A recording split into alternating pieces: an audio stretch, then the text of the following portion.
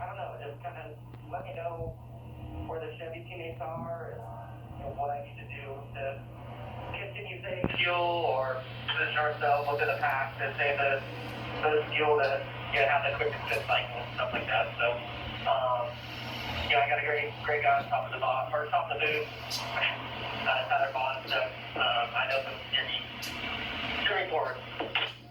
All right, buddy. Appreciate you taking the time. I know the fans do as well, and good luck today. Yeah, thank you. And let's find out a little bit more about the guy who starts up front, Eric Almirola from Kim. Well, Rick, Eric Almirola won this race 5 years ago, but in recent years, it has been a struggle at Talladega for the driver of the number 10. He has 6 straight finishes of 13th or worse. And after what's been a disappointing season for the number 10 team, they want to end 2023 on a high note. They told me they've been working really hard on their speed, and it showed yesterday with Almirola winning the pole. They'll have the best seat in the house to start the race. They said they're going to be extra aggressive today and hope they can shake the bad luck, Dave, that has plagued them this season.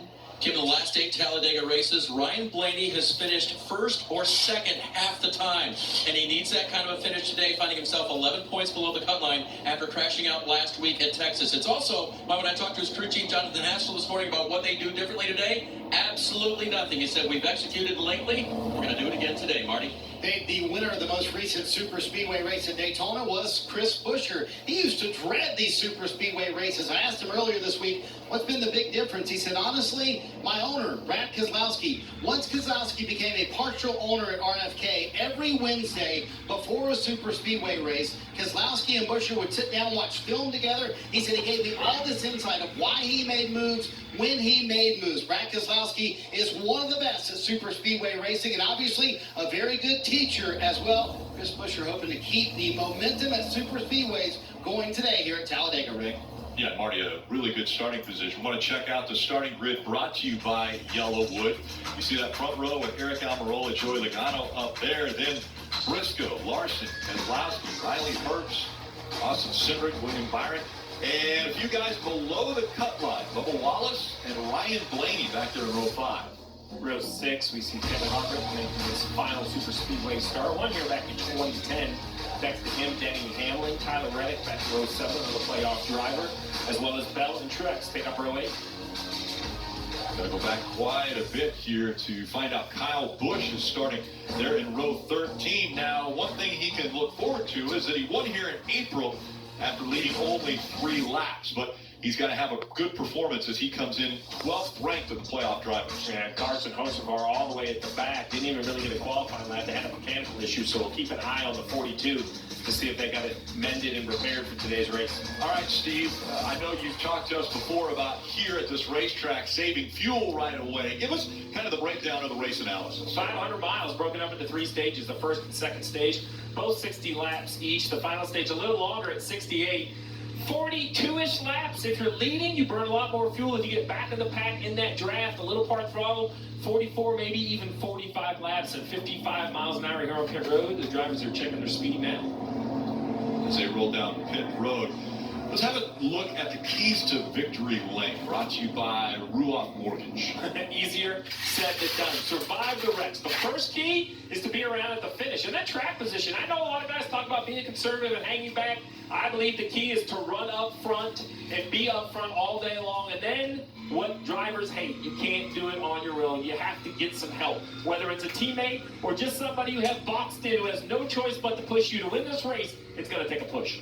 Well, you said survive the wreck. That is definitely something that we see here at Talladega. And you said track position. Well, it doesn't matter if you're in the front, middle, or rear, you can get caught up in one of these crazy wrecks that have happened here at Talladega. Well, it takes practice to go fast, and when you put everybody together, the smallest mistake can trigger this right here, and then you see what happens. I mean, cars literally upside down on their sides, and it's just helpless, right? And the drivers, think about this. Every driver in the field has seen all these wrecks, and they still have to strap in and literally drive 500 miles nose to tail, 2 and 3 wide. So many times we forget about the danger of this sport because, like earlier this year, when we saw Ryan Preece tumble and flip at Daytona 10 times and then got out of the car and was racing the very next week, you think, well, it can't be that dangerous. But it is extremely dangerous. Like you said, traveling at 200 miles an hour in a 3,500-pound race car. Yeah, these drivers put their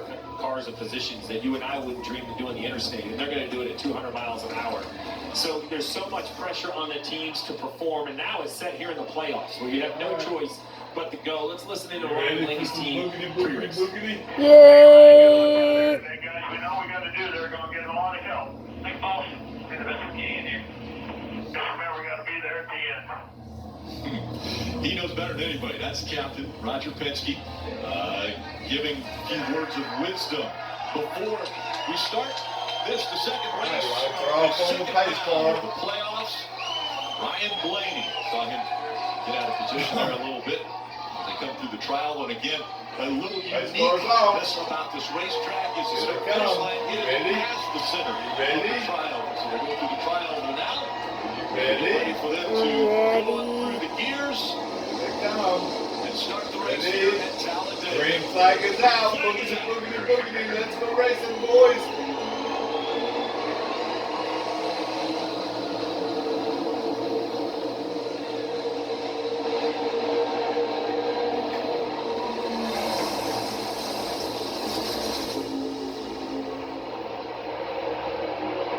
It's like a train coming up to speed as the engine churning out the horsepower to get these cars up to speed. Down the backstretch they go, 2 by 2. It takes nearly a full lap to get to full speed. These engines are restricted down to 450 horsepower, so it takes a little bit of time to get some momentum. Very, very organized to start. So many times we see manufacturers working together, Fords with Ford, Chevys with Chevys. Well, right now, at the start of this race, you've got to dance whoever you have come with. That's really where a crew chief can help. The drivers can only really do so much. As a crew chief, you have to kind of put your driver in a position to find his teammates or find his manufacturers. Do that by how you pit, when you pit, how many tires you take. And already you see that pushing and shoving that Jeff and Dale talked about in the bumpers and how they line up as we're on board with Denny Hamlin and the Coca-Cola Zero Sugar cameras. He gives Ryan Blaney a little shove. Blaney takes that momentum, transfers it to the car just in front of him. Do you hear that information? That's Denny's spotter actually telling him what's in front of Ryan Blaney. So as you're pushing a car, not only do you want the information from behind, but you can't see, like pull up behind a car on the interstate, you can't see up in front. Well, these guys are doing that. They need to know how much room is in front of that 12 car, so Hamlin doesn't push him right up into that bright colored 24 of William Byron.